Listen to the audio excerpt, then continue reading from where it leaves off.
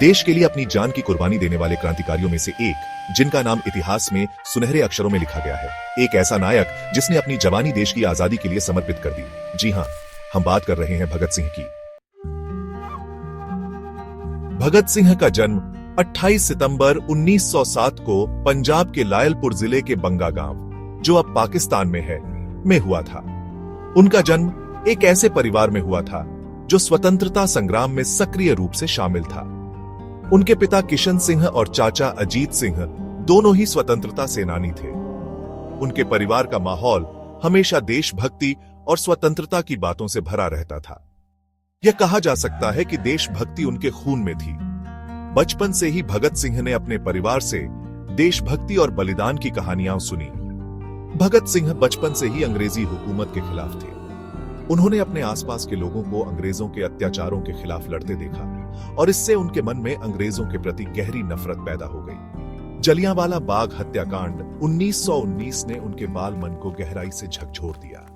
इस घटना ने उनके मन में स्वतंत्रता संग्राम में सक्रिय रूप से शामिल होने की भावना को और प्रबल कर दिया। उसी दिन उन्होंने देश की आजादी के लिए अपना जीवन समर्पित करने का संकल्प लिया। भगत सिंह ने ठान लिया कि वे अपने देश को अंग्रेजों की गुलामी से मुक्त कराएंगे और इसके लिए किसी भी हद तक जाएंगे।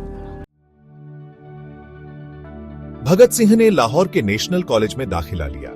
यहां उनकी मुलाकात सुखदेव, राजगुरु और अन्य क्रांतिकारियों से हुई।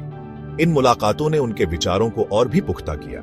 पढ़ाई के साथ साथ वे क्रांतिकारी आंदोलनों में भी सक्रिय हो गए। उन्होंने कई रैलियों और प्रदर्शनों में भाग लिया। उन्होंने यूरोपीय क्रांति के बारे में गहराई से अध्ययन किया और एक समाजवादी भारत का सपना देखा। वे अक्सर पुस्तकालय में घंटों बिताते थे। उनकी कलम और उनके विचार आज भी हमारे लिए प्रेरणा है। उनके लेखन ने कई युवाओं को क्रांति के मार्ग पर चलने के लिए प्रेरित किया।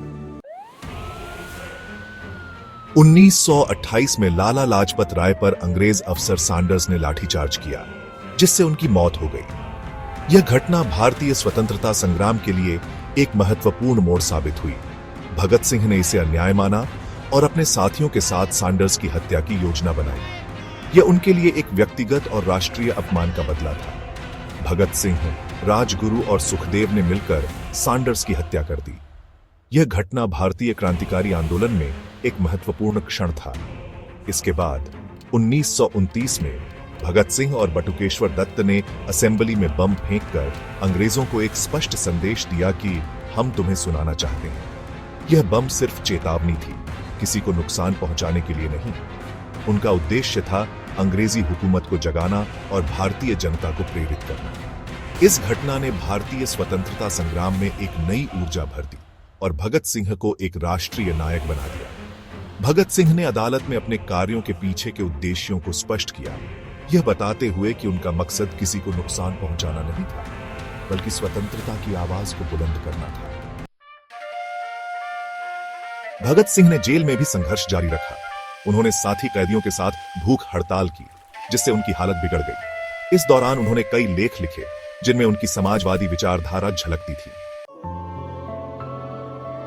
23 मार्च 1931 को भगत सिंह, सुखदेव और राजगुरु को फांसी दी गई। उनकी मौत से पूरे देश में आक्रोश फैल गया। वे शहीद तो हो गए, लेकिन उनकी कुर्बानी ने लाखों भारतीयों को आजादी के लिए प्रेरित किया। उनके अंतिम शब्द थे, इनकलाब जिंदाबाद। भगत सिंह की शहादत ने आजादी की लड़ाई को नई दिशा दी। भगत सिंह न केवल एक क्रांतिकारी थे, बल्कि एक विचारक और लेखक भी थे। उनका जीवन हमें यह सिखाता है कि देश के लिए त्याग और साहस से बड़ी कोई चीज नहीं होती। आइए हम भी उनके आदर्शों को अपनाएं और उनके सपनों का भारत बनाएं।